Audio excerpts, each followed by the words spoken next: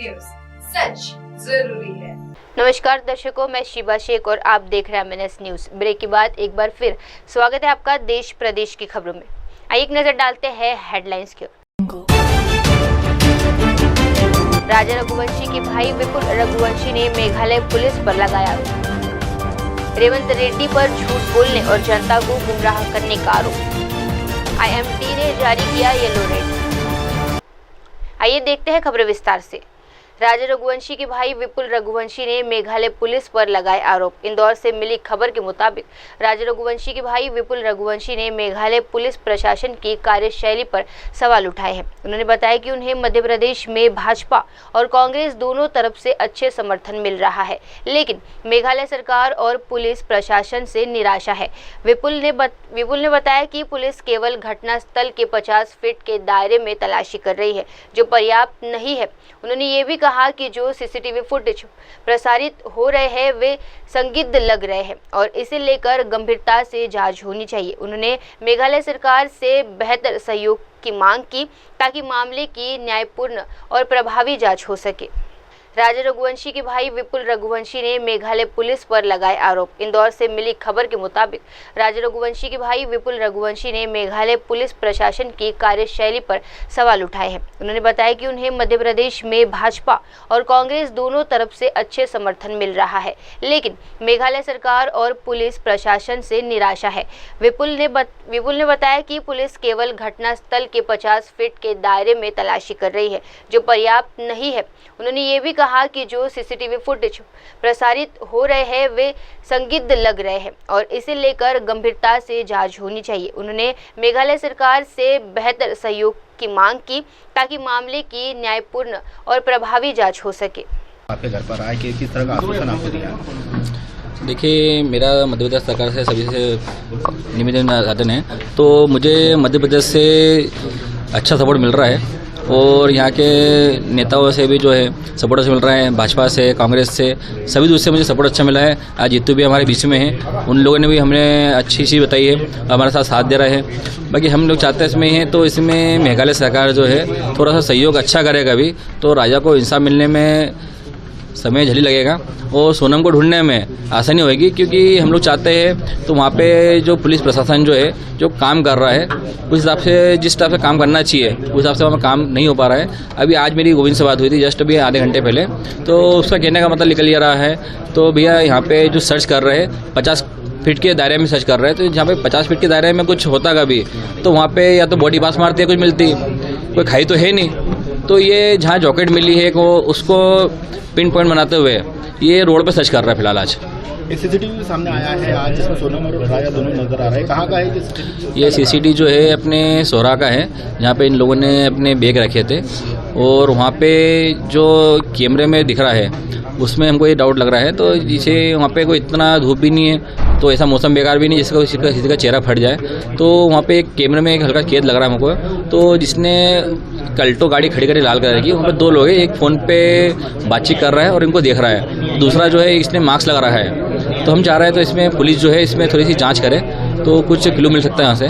कौन मास्क लगा? होटल पे राजा के सोनम के पास में एक मास्क लगा, मतलब सिर पे चेहरे पर बांध के खड़ा हुआ है, जो कि फोटो वीडियो में सब दिख रहा है। मेरा नाम विपिन रघुवंशी। आइए बढ़ते हैं अगली खबर की ओर। रेवंत रेड्डी पर झूठ बोलने और जनता को गुमराह करने का आरोप। हैदराबाद से BRS MLC दाराजू श्रवण कुमार ने तेलंगाना के मुख्यमंत्री रेवंत रेड्डी पर तीखा हमला किया है।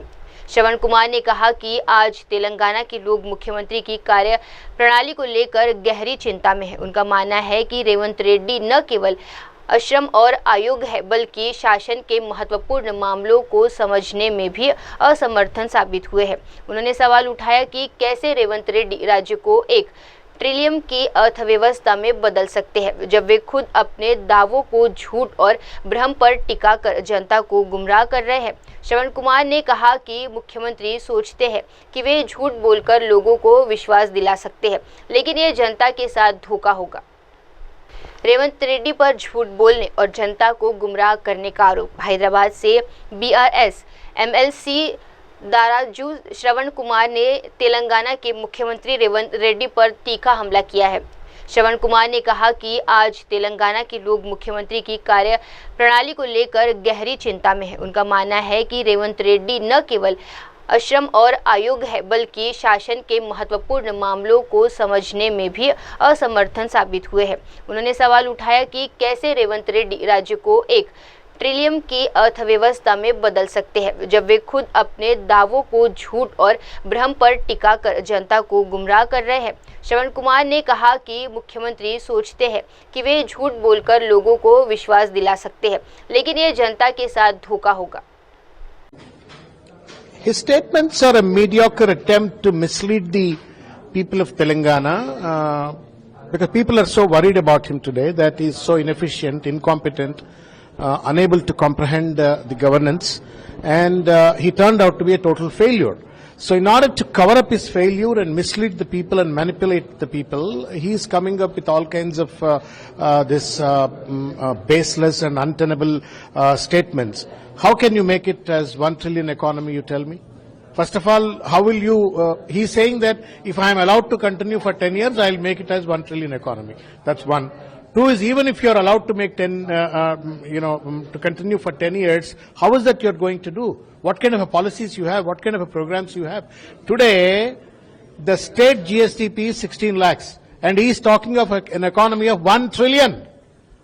There must be, I mean, even if he talks, reel out and rattle some numbers, they should be reliable and people should be able to believe it. Unfortunately, Revanth Reddy thinks that lie after lie he can utter and then people will believe in it is what he probably, attempting to do so, which I think is ridiculous on his part.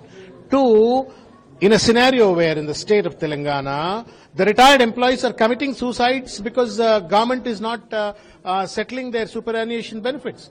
They are compelled enough to go to the High Court, and hundreds of retired employees are going to High Court and get the orders to get their what they are quote unquote entitled to, what is their right to get their superannuation benefit. They have to go to the court, and even after that, you are not paying fully, and you are not fulfilling the fee reimbursement. You are not fulfilling any of the poll promises that you made, and they are talking about making the state into a 1 trillion economy. It's as good as Narendra Modi making India into a 5 trillion economy. I think it's stupid, absolutely mediocre kind of a statements. I think he should understand what he talks, he should be able to walk. Unfortunately, he's talking and then forgetting to walk. So that's the problem. I think the remaining number of seats, the majority seats should go to BC, SC, ST and minority. It's an absolutely skewed distribution has been done, and an injustice has been done to the backward classes and minorities. And I demand the Congress High Command to ensure that BCs and minorities get appropriate representation in the forthcoming appointment of ministers of Telangana cabinet. आइए बढ़ते हैं अगली खबर की ओर। IMD ने जारी किया yellow alert. Mumbai में मॉनसून में सक्रिय होने के साथ ही तेज बारिश का दौर शुरू हो गया है। इस बीच मौसम विज्ञान विभाग की वरिष्ठ वैज्ञानिक सुषमा नायर ने मॉनसून की मौजूदा स्थिति को स्पष्ट करते हुए कहा कि अगले 24 घंटों के लिए येलो अलर्ट जारी किया गया है। ये उन्होंने बताया कि पहले जो रेड अलर्ट जारी किया गया था वे 2 से 3 घंटे की तीव्र और स्थानीय रूप से भारी बारिश के लिए था। ये बारिश का विशेष दौर अब धीरे धीरे कम हो रहा है, इसीलिए इसे नाउटकास्ट चेतावनी की तरह वर्गीकृत किया गया। IMD ने नागरिकों से अपील की है कि वे येलो अलर्ट को हल्के में न लें और स्थानीय प्रशासन की सलाह का पालन करें। विशेष रूप से जल प्रभाव वाले क्षेत्रों से सावधानी बरतें। IMD ने जारी किया येलो अलर्ट। मुंबई में मॉनसून में सक्रिय होने के साथ ही तेज बारिश का दौर शुरू हो गया है। इस बीच मौसम विज्ञान विभाग की वरिष्ठ वैज्ञानिक सुषमा नायर ने मॉनसून की मौजूदा स्थिति को स्पष्ट करते हुए कहा कि अगले 24 घंटों के लिए येलो अलर्ट जारी किया गया है। ये उन्होंने बताया कि पहले जो रेड अलर्ट जारी किया गया था वे 2 से 3 घंटे की तीव्र और स्थानीय रूप से भारी बारिश के लिए था। ये बारिश का विशेष दौर अब धीरे धीरे कम हो रहा है, इसीलिए इसे नाउटकास्ट चेतावनी की तरह वर्गीकृत किया गया। IMD ने नागरिकों से अपील की है कि वे येलो अलर्ट को हल्के में न लें और स्थानीय प्रशासन की सलाह का पालन करें। विशेष रूप से जल प्रभाव वाले क्षेत्रों से सावधानी बरतें। फर्स्ट आपको ये समझना है कि 24 घंटे के लिए हमने जो वार्निंग दिया है वो it is a yellow alert. और बीच में अभी आप as you can see in the radar picture also, बीच में एक स्पेल आया है जो इंटेंस था, उसके लिए हमने रेड अलर्ट ये 2-3 घंटे के लिए दिया है, which we call it as a nowcast warning. So Mumbai is not on red alert, Mumbai is on a yellow alert. Only that warning was given for 2 to 3 hours where we were expecting an intense spell. That is why. तो कोई इससे कोई जो नागरिक है, आम नागरिक है, उनको कोई सावधानी ऐसे कुछ बरतना होगा इन कुछ घंटों के लिए? नहीं 2-3 घंटे के लिए है वो, तो अभी spell as you can see in radar picture also ये स्पेल सबसाइड हो रहा है। सो मुंबई सी IMD ना दे इश्यू अ 24-hour अलर्ट जो आज के 8:30 से लेके कल के 8:30 तक वैलिड है। That is yellow alert for Mumbai, heavy rain with thunderstorm. और इन 24 घंटों में हम 3-3 घंटे में भी नाउकास्ट वार्निंग देते हैं। तो वो nowcast warning at 2 o'clock there was an intense spell, इसके लिए रेड अलर्ट रखा है। इसमें घबराने वाली कोई बात नहीं है ना। There is going to be any severe weather for 2-3 hours। Mumbai will have a strong intense thunderstorm and a heavy spell of rain, which is actually I think already subsided. आइए बढ़ते हैं अगली खबर की ओर। अवैध विदेशियों पर सख्ती बढ़ाएगी असम सरकार। असम के मुख्यमंत्री हिमंत बिस्वा शर्मा ने अवैध रूप से रह रहे विदेशियों को लेकर राज्य सरकार की नई नीति का खुलासा किया है। उन्होंने कहा कि अब अवैध विदेशियों को पहचान कर सीधे पुष्प बैंक किया जाएगा, यानी उन्हें देश से वापस भेजने की प्रक्रिया में तेजी लाई जाएगी।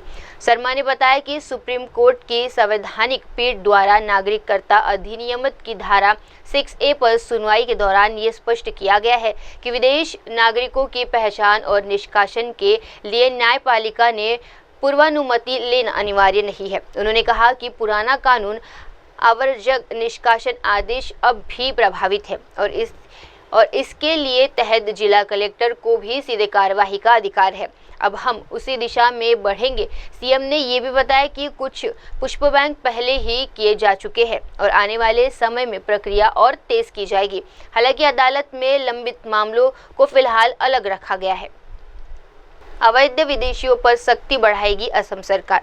असम के मुख्यमंत्री हिमंत बिस्वा शर्मा ने अवैध रूप से रह रहे विदेशियों को लेकर राज्य सरकार की नई नीति का खुलासा किया है। उन्होंने कहा कि अब अवैध विदेशियों को पहचान कर सीधे पुष्प बैंक किया जाएगा, यानी उन्हें देश से वापस भेजने की प्रक्रिया में तेजी लाई जाएगी। शर्मा ने बताया कि सुप्रीम कोर्ट की संवैधानिक पीठ द्वारा नागरिकता अधिनियम की धारा 6A पर सुनवाई के दौरान ये स्पष्ट किया गया है कि विदेश नागरिकों की पहचान और निष्कासन के लिए न्यायपालिका ने पूर्वानुमति लेना अनिवार्य नहीं है। उन्होंने कहा कि पुराना कानून आवर्जक निष्कासन आदेश अब भी प्रभावित है और इसके लिए तहत जिला कलेक्टर को भी सीधे कार्यवाही का अधिकार है। अब हम उसी दिशा में बढ़ेंगे। सीएम ने ये भी बताया कि कुछ पुष्प बैंक पहले ही किए जा चुके हैं और आने वाले समय में प्रक्रिया और तेज की जाएगी। हालांकि अदालत में लंबित मामलों को फिलहाल अलग रखा गया है। আমি দুটা বস্তু ঠিক কৰিছো যে সুপ্ৰিম কোৰ্টত আমি আলোচনা কৰিম। মই কোনোবা এটা সাংবাদিক মেলত কেতিয়াবা সুপ্ৰিম কোৰ্টে যেতিয়া সিটিজেনশ্বিপ এক্টৰ ওপৰত 6A তাৰ ওপৰত এটা শুনানি লৈছিল আৰু সেইখন সাংবিধানিক বেঞ্চ আছিল।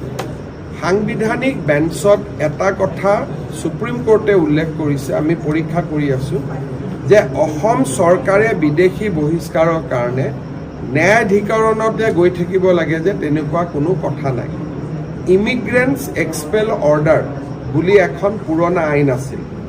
সুপ্ৰিম কোৰ্টে কৈছে যে এই আইনখন এতিয়াও বলবৎ আছে আৰু সেই আইনখন মতে ডিচিয়ে লগে লগে অৰ্ডাৰ কৰি পুছবেক কৰাৰো পাৰ্মিশ্যন দিব পাৰে। এই কথাটো যিকোনো কাৰণতে হওক আমাৰ উকিলেও আমাক জনোৱা নাছিল, আমিও গম পোৱা নাছিলোঁ। যোৱা কেইদিনমানত এই গোটেই ঘটনাটো আমাৰ পোহৰলৈ আহিছে, সেইকাৰণে আমি বিষয়টো আলোচনা কৰিম আৰু পুছবেক এইটো চলিব আৰু বিদেশী চিনাক্তকৰণৰ কাম NRCৰ কাৰণে ৰখি আছিল, সেইটো এতিয়া আৰু অলপ আমি স্পীড আপ কৰিম আৰু এই প্ৰক্ৰিয়াটো আকৌ চলিব।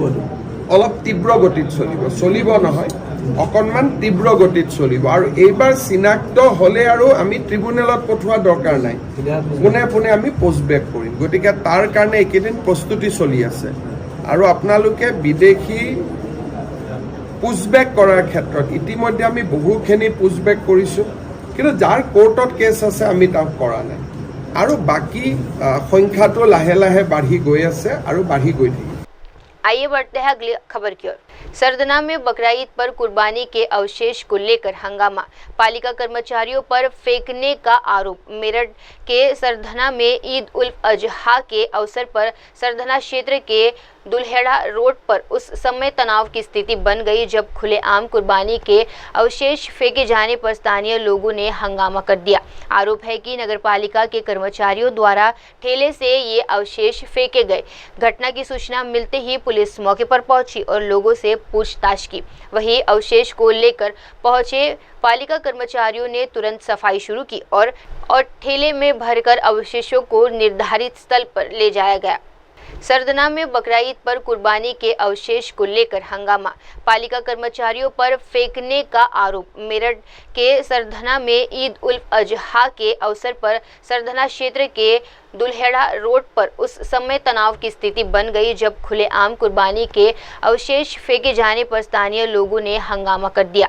आरोप है कि नगरपालिका के कर्मचारियों द्वारा ठेले से ये अवशेष फेंके गए। घटना की सूचना मिलते ही पुलिस मौके पर पहुंची और लोगों से पूछताछ की। वहीं अवशेष को लेकर पहुंचे पालिका कर्मचारियों ने तुरंत सफाई शुरू की और ठेले में भरकर अवशेषों को निर्धारित स्थल पर ले जाया गया। आइए बढ़ते हैं अगली खबर की ओर।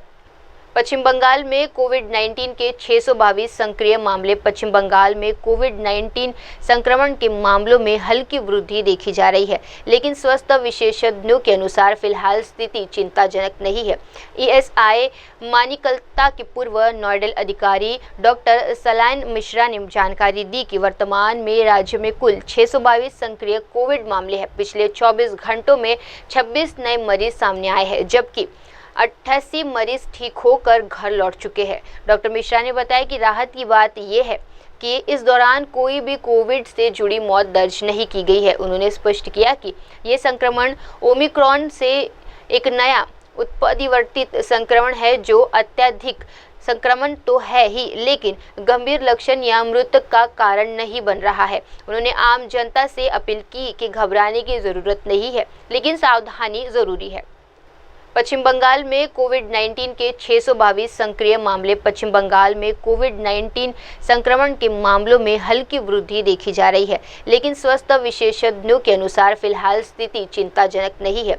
ईएसआई मानिकलता के पूर्व नोडल अधिकारी डॉक्टर सलाइन मिश्रा ने जानकारी दी कि वर्तमान में राज्य में कुल 622 सक्रिय कोविड मामले हैं। पिछले 24 घंटों में 26 नए मरीज सामने आए हैं, जबकि 88 मरीज ठीक होकर घर लौट चुके हैं। डॉक्टर मिश्रा ने बताया कि राहत की बात यह है कि इस दौरान कोई भी कोविड से जुड़ी मौत दर्ज नहीं की गई है। उन्होंने स्पष्ट किया कि ये संक्रमण ओमिक्रॉन से एक नया उत्परिवर्तित संक्रमण है जो अत्यधिक संक्रमण तो है ही, लेकिन गंभीर लक्षण या मृत्यु का कारण नहीं बन रहा है। उन्होंने आम जनता से अपील की कि घबराने की जरूरत नहीं है, लेकिन सावधानी जरूरी है।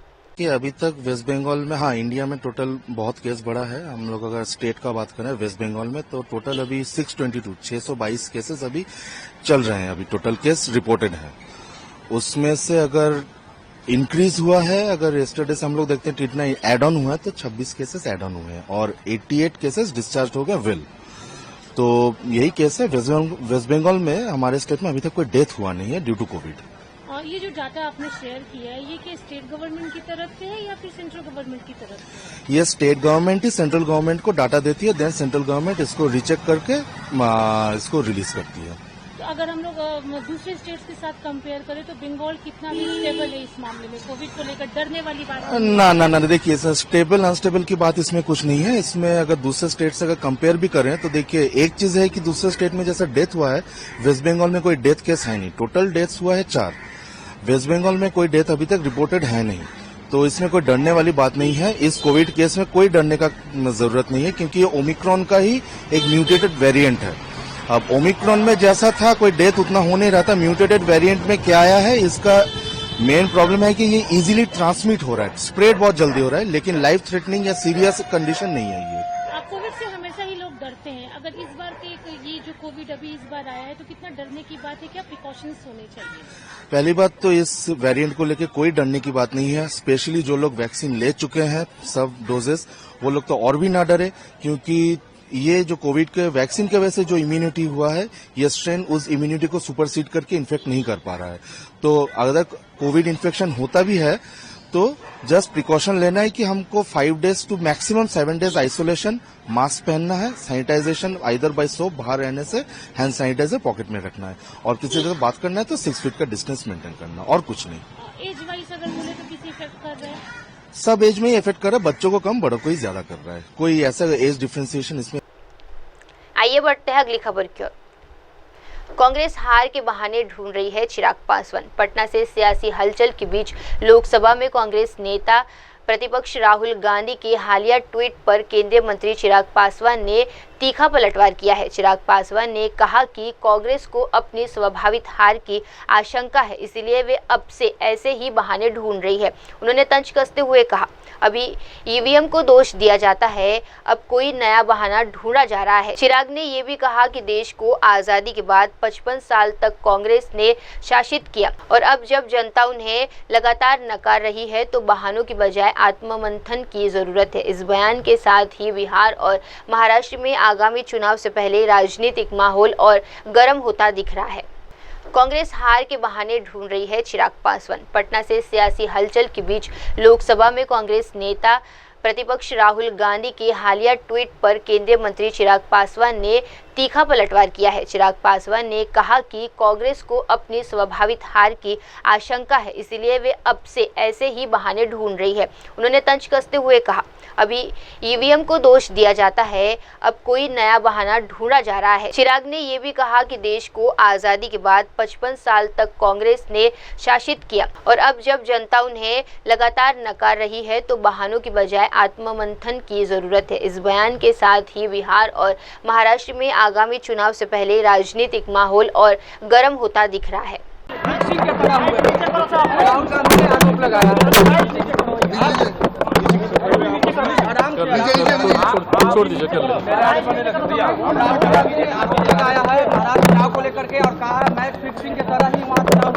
ये वापस से अगला चुनाव हारने के लिए बहाना बनाया जा रहा है। इनको पता है कि अब इसके बाद ये लोग बिहार का भी विधानसभा का चुनाव हारने वाले हैं, तो उसकी भूमिका तैयार की जा रही है और ये भूमिका इन्होंने हर बार जब जब चुनाव हारे हैं तब तब नए बहाने तलाशने का काम किया। अभी तक ईवीएम पे ये लोग पूरा ठीकरा फोड़ने का काम करते थे कि भैया ईवीएम फिक्स्ड है, ईवीएम की वजह से हम लोग चुनाव हार रहे हैं। अभी तक ये चलता था। अब वो बहाना पुराना हो गया, तो अब इन्होंने पिछले चुनाव से, महाराष्ट्र वाले चुनाव से अब एक नया बहाना, जिसका इस्तेमाल इन लोगों ने दिल्ली में भी करने का काम किया।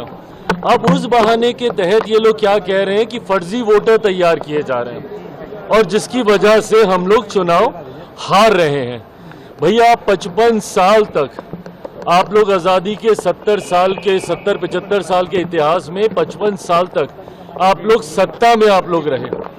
उसके बाद अगर आज देश की जनता आपको नकार रही है तो ज़रूरत है आत्ममंथन करने की, ना कि बहाने तलाशने की, जो कि राहुल जी कर रहे हैं। सिर्फ और सिर्फ बहाना ये लोग तलाशते हैं कि इस वजह से हम लोग चुनाव हारे। अब ये मान के चलिए कि इन्होंने बिहार विधानसभा चुनाव में भी अपनी हार स्वीकार कर ली है। आइए बढ़ते हैं अगली खबर की ओर।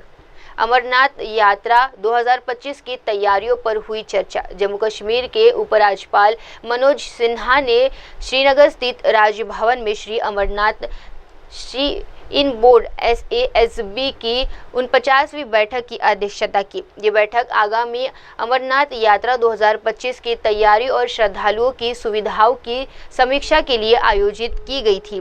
बैठक में बोर्ड के सदस्यों और वरिष्ठ प्रशासनिक अधिकारियों ने भाग लिया। इसमें यात्रा मार्गों की सुरक्षा, स्वास्थ्य सेवा और संवेदनशील इलाकों में अंतरिक्ष संबंधों को लेकर चर्चा हुई। उपराज्यपाल ने कहा कि श्रद्धालुओं की सुरक्षा की सुविधा सर्वोच्च प्राथमिकता है। अमरनाथ यात्रा 2025 की तैयारियों पर हुई चर्चा। जम्मू कश्मीर के उपराज्यपाल मनोज सिन्हा ने श्रीनगर स्थित राजभवन में Shri Amarnath shrine board SASB की 49वीं बैठक की अध्यक्षता की। ये बैठक आगामी अमरनाथ यात्रा 2025 की तैयारी और श्रद्धालुओं की सुविधाओं की समीक्षा के लिए आयोजित की गई थी। बैठक में बोर्ड के सदस्यों और वरिष्ठ प्रशासनिक अधिकारियों ने भाग लिया। इसमें यात्रा मार्गों की सुरक्षा, स्वास्थ्य सेवा और संवेदनशील इलाकों में अंतरिक्ष संबंधों को लेकर चर्चा हुई। उपराज्यपाल ने कहा कि श्रद्धालुओं की सुरक्षा की सुविधा सर्वोच्च प्राथमिकता है। आइए बढ़ते हैं अगली खबर की ओर। कांग्रेस नेता उदित राज ने चुनाव आयोग पर उठाए सवाल। लोकसभा में नेता प्रतिपक्ष राहुल गांधी ट्वीट महाराष्ट्र और बिहार चुनाव को लेकर किए गए ट्वीट पर चुनाव आयोग ECI के जवाब के बाद कांग्रेस नेता उदित राज ने तीखी प्रतिक्रिया दी है। उदित राज ने आरोप लगाया कि चुनाव आयोग ने फर्जी मतदाताओं के नाम जोड़े हो और हटाए जाने जैसे अहम सवालों के जवाब नहीं दिए। उन्होंने सवाल उठाया कि 5 महीनों में जोड़े गए मतदाताओं की संख्या 5 साल में जोड़े गए मतदाताओं से ज्यादा कैसे हो सकती है। उन्होंने ये भी कहा कि चुनाव आयोग ने वीडियो फुटेज देने से भी इनकार कर दिया, जिससे पारदर्शिता पर गंभीर सवाल खड़े होते हैं। उदित राज ने सीधे तौर पर भाजपा पर निशाना साधते हुए कहा कि जब भी चुनाव आयोग पर सवाल उठते हैं, भाजपा उसकी ढाल बन जाती है। कांग्रेस नेता उदित राज ने चुनाव आयोग पर उठाए सवाल। लोकसभा में नेता प्रतिपक्ष राहुल गांधी ट्वीट महाराष्ट्र और बिहार चुनाव को लेकर किए गए ट्वीट पर चुनाव आयोग ECI के जवाब के बाद कांग्रेस नेता उदित राज ने तीखी प्रतिक्रिया दी है। उदित राज ने आरोप लगाया कि चुनाव आयोग ने फर्जी मतदाताओं के नाम जोड़े हो और हटाए जाने जैसे अहम सवालों के जवाब नहीं दिए। उन्होंने सवाल उठाया कि 5 महीनों में जोड़े गए मतदाताओं की संख्या 5 साल में जोड़े गए मतदाताओं से ज्यादा कैसे हो सकती है। उन्होंने ये भी कहा कि चुनाव आयोग ने वीडियो फुटेज देने से भी इनकार कर दिया, जिससे पारदर्शिता पर गंभीर सवाल खड़े होते हैं। उदित राज ने सीधे तौर पर भाजपा पर निशाना साधते हुए कहा कि जब भी चुनाव आयोग पर सवाल उठते हैं, भाजपा उसकी ढाल बन जाती है। नड्डा जी ने भी आज पक्ष लिया है चुनाव आयोग का। चुनाव आयोग भारतीय जनता पार्टी की इकाई के रूप में काम किया और न सिर्फ वो तमाम जगहों के ऊपर यह उसी समय यह प्रमाण दिया गया था कि हजारों की संख्या में जो फर्जी वोटर जोड़े गए थे और काटे भी गए थे, जोड़े भी गए थे, उसका जवाब चुनाव आयोग ने नहीं दिया। और यह चुनाव आयोग ने इसका भी जवाब नहीं दिया कि 5 साल में जितने वोटर ऐड हुए उससे ज्यादा कहीं 5 महीने में हो गए, उसका जवाब नहीं दिया। और चुनाव आयोग तो अब तो फुटेज जो वीडियो फुटेज है ये भी देने से मना किया है। और जो राहुल जी ने पॉइंट उठाए हैं आज के संपादकीय में, वो जो 24 तारीख का जो 24 दिसंबर 2024 का है, शायद दिसंबर 24 का है, और वेबसाइट में जो आयोग ने जवाब अपलोड किया है, तो जो कांग्रेस पार्टी के द्वारा जो सवाल उठाए गए हैं उसका सीधा जवाब न देकर गोलमोल जवाब दे रही है। और जब भी चुनाव आयोग से सवाल जवाब किया जाता है, बीजेपी ढाल की तरह खड़ी हो जाती है। ये दो जो चुनाव है तो बेईमानी का चुनाव है और इलेक्टेड ऑटोक्रेसी हो गया भारत के अंदर। ईवीएम की मैनिपुलेशन है, इलेक्टोरल रोल में मैनिपुलेशन है, कई लेवल पर मैनिपुलेशन है। और दुनिया में जो सबसे ज्यादा एडवांस कंट्रीज हैं जहां कभी ईवीएम हुआ करता था, उन लोगों ने कहा कि हैक होता है, चाहे एलन मस्क है या तुलसी गबार्ड है, और ट्रम्प ने भी कहा है। अमेरिका के मुकाबले में हम लोग कहाँ हैं, बहुत पीछे हैं डिजिटल वर्ल्ड में। जब वो लोग इस पर विश्वास नहीं करते तो ईवीएम से चुनाव क्यों हो रहा है? और ये मैनिपुलेशन से ही चुनाव जीत रहे हैं। और जब चुनाव के बाद में मॉक एक्सरसाइज हो रहा था एक दो जगहों पर, जहां पर भारी निराशा था कि हमने वोट फला कैंडिडेट को दिया है लेकिन हमारा वोट कहाँ गया, तो वहां पर एडमिनिस्ट्रेशन ने जाकर के सारा बंद करा दिया और वहां से लोगों को भगा दिया। इसके मतलब कि गड़बड़ है, लेकिन अब इतिहास के पन्ने खंगाले जा रहे हैं। आइए बढ़ते हैं अगली खबर की ओर। राहुल गांधी के ट्वीट पर जी किशन रेड्डी का पलटवार। महाराष्ट्र और बिहार चुनाव को लेकर कांग्रेस सांसद राहुल गांधी के ट्वीट पर सियासी घमासान और तेज हो गया है।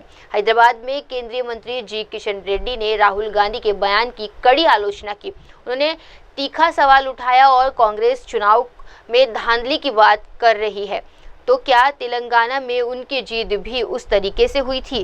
किशन रेड्डी ने कहा कि भाजपा राहुल गांधी के बयान की निंदा करती है और चुनाव आयोग पर सवाल उठाना लोकतांत्रिक प्रक्रिया और संस्थानों पर सीधा हमला है। ये बयान ऐसे समय आया है जब राहुल गांधी ने हाल ही में महाराष्ट्र और बिहार चुनाव को लेकर ट्वीट करते हुए चुनावी पारदर्शिता पर सवाल उठाए थे। राहुल गांधी के ट्वीट पर जी किशन रेड्डी का पलटवार। महाराष्ट्र और बिहार चुनाव को लेकर कांग्रेस सांसद राहुल गांधी के ट्वीट पर सियासी घमासान और तेज हो गया है। हैदराबाद में केंद्रीय मंत्री जी किशन रेड्डी ने राहुल गांधी के बयान की कड़ी आलोचना की। उन्होंने तीखा सवाल उठाया और कांग्रेस चुनाव में धांधली की बात कर रही है, तो क्या तेलंगाना में उनकी जीत भी उस तरीके से हुई थी? किशन रेड्डी ने कहा कि भाजपा राहुल गांधी के बयान की निंदा करती है और चुनाव आयोग पर सवाल उठाना लोकतांत्रिक प्रक्रिया और संस्थानों पर सीधा हमला है। ये बयान ऐसे समय आया है जब राहुल गांधी ने हाल ही में महाराष्ट्र और बिहार चुनाव को लेकर ट्वीट करते हुए चुनावी पारदर्शिता पर सवाल उठाए थे। महाराष्ट्र चुनाव में भारतीय जनता पार्टी रिगिंग करके इलेक्शन माल प्रैक्टिस करके बीजेपी जीता है, ऐसा आज आर्टिकल लिखा है।